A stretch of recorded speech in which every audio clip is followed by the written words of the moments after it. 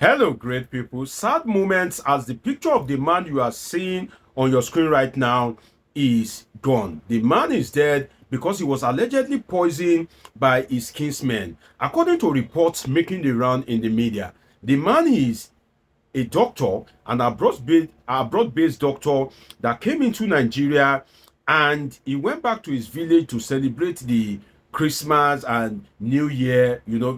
Most people in diaspora, they like to come back home at the end of the year to have a good time with their friends and family. Why some usually do not like to come back home at all, and this is some of the reason why some people don't like to come back home. Or if you see some people that they usually operate on ghost mode, these are some of the reasons. Because the man you are seeing on the screen was reportedly poisoned by his kinsmen in Obingwa, Abia State, during Christmas, where he was allegedly poisoned to death while drinking with them together on Boxing Day. You see, in this life, there's something you need to understand, which is that in all you do, don't lose guard, because we think that death is not possible or you over trust people. No, the only person that you can trust is yourself, especially when the consequence of that over trust, if it happens, it cannot be reversed. Now the man is gone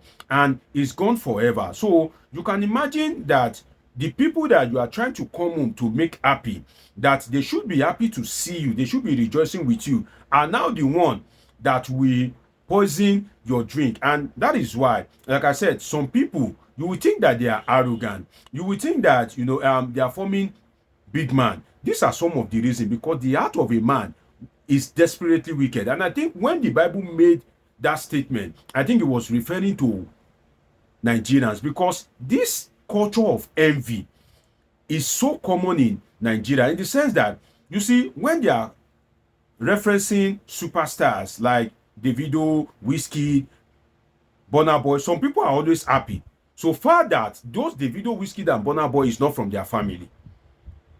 If it is from their family, then it must be them. If it is not them, then it must not happen. And that is the dangerous culture of envy that we have in Nigeria and largely in Africa, is that people cannot withstand success. You that they think you are successful, they don't know the pain that you are going through. They don't know what you are passing through. They just think that you are successful. And once they begin to have that feeling, these are some of the things that happen. Imagine a man leaving his workplace abroad to come back to celebrate with his friends and family, and those people poisoned him. To those kind of people, why should he be the one that will be successful? Why should he be the one that will be making progress? Why you are even trying to make some people happy? Some of them would even think that you purposely come home to do show off. That's the mentality of some of our people, unfortunately. Because if not, why will a man that is not owing you any money, that has not done anything bad to you, why would you harm such a man to the point of death? And I can tell you for free that some of the people that did this to that man, some of them would have been consulting native doctors. That's why some of you that are abroad, I don't know if you notice this, that because I've heard it some of my friends before, when you are in Nigeria, and I look forward to your perspective in the comment section, when you are in Nigeria, or if you are in Nigeria, before you start making it, when you are not making any money, when things wasn't going on fine, you don't usually have some evil and terrible dreams. But all of a sudden, when you start making it, when it seems as if things begin to joy for you, then all of a sudden these strange dreams, these strange manifestations will begin to occur. These are some of the people that are usually behind it. Why? Because they can't withstand success. Because how will somebody be thriving and you will now wish him death and bring that death to reality? Now the man is gone, and the reason why I usually tell you that don't always lose guard is that if you are gone, you are gone.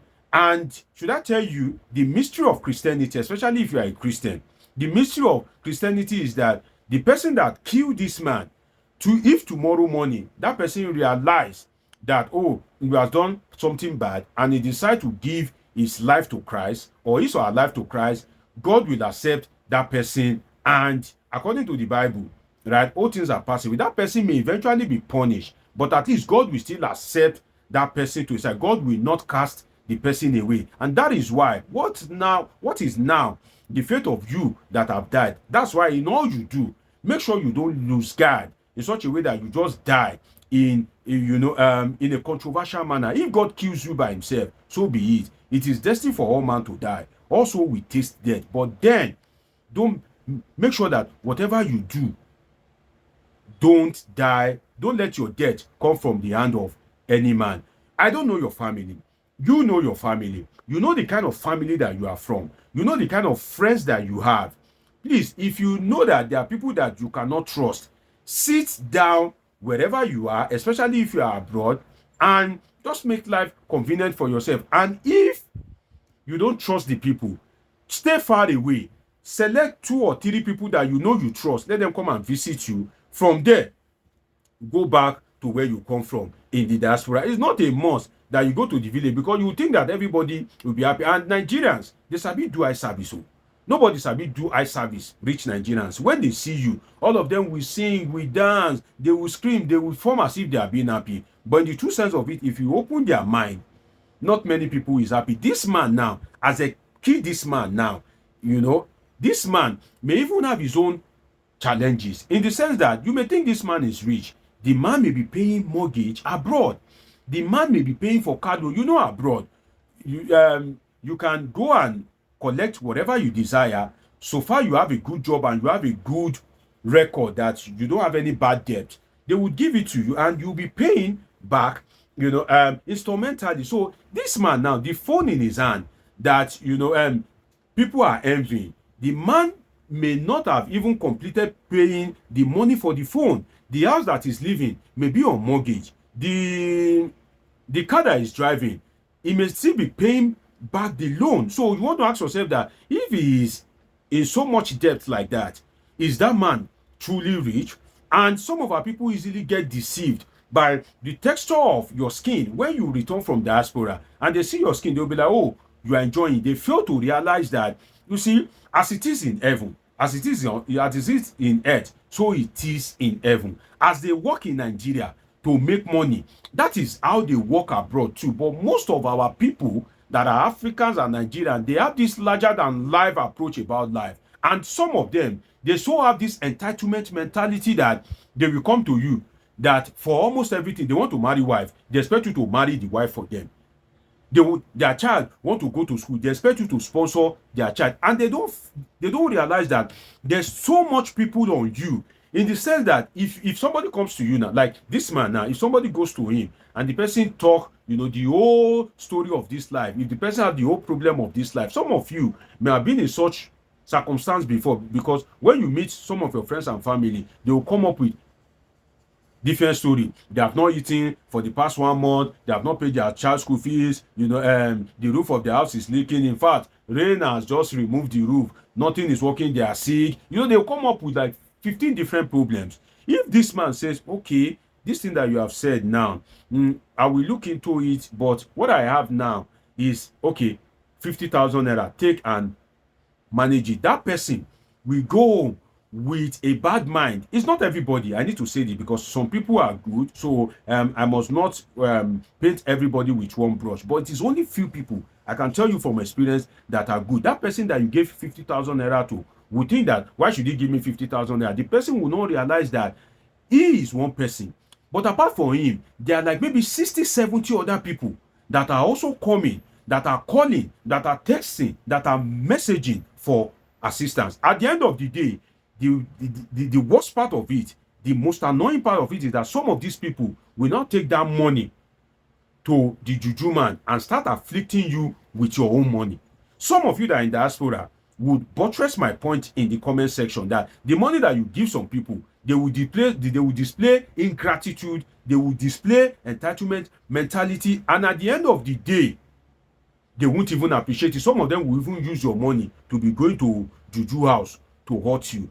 And this kind of people, if they don't succeed spiritually, maybe because the grace of God is just upon your life, whenever they see you, they will bring that enviness, they will bring it so much so to reality in terms of poisoning you. That is how bad, that is how terrible, some Nigerians are. And there are some good Nigerians, there are some good African, but it is your responsibility. You owe your life that responsibility to be able to separate the good from bad. There are some risks that you don't take. Experience is the best teacher, yes, but experience is only the best teacher only when you are alive to learn from it. If you are speeding on an highway and you hear slow down, bumps ahead, and you decide not to slow down, if you come across those bumps, those road bumps, and you die, experience is not the best teacher. But if you have an accident and you are condemned on wheelchair, then experience is the best teacher because you are alive to learn from it. So please, don't die,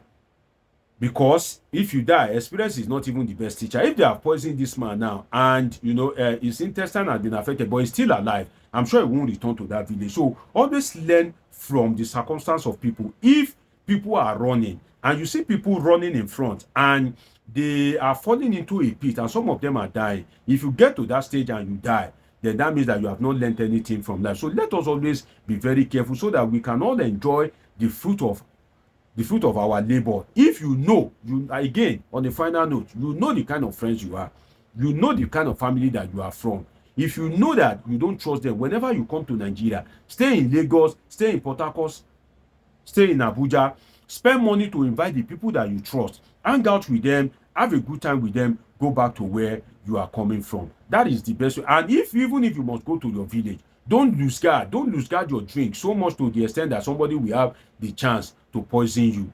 Please, may God always guard and protect all of us and keep us alive for as long as possible. It's been an interesting time with you on this episode of Politics with Dr. Omoshola Deji. Dr. Deji is a political scientist with a PhD in political science. Do want to subscribe, turn on your notification button, catch up with my past videos, and of course, I'll see you in my next video. Till I see you again, always remember that I love you all sincerely.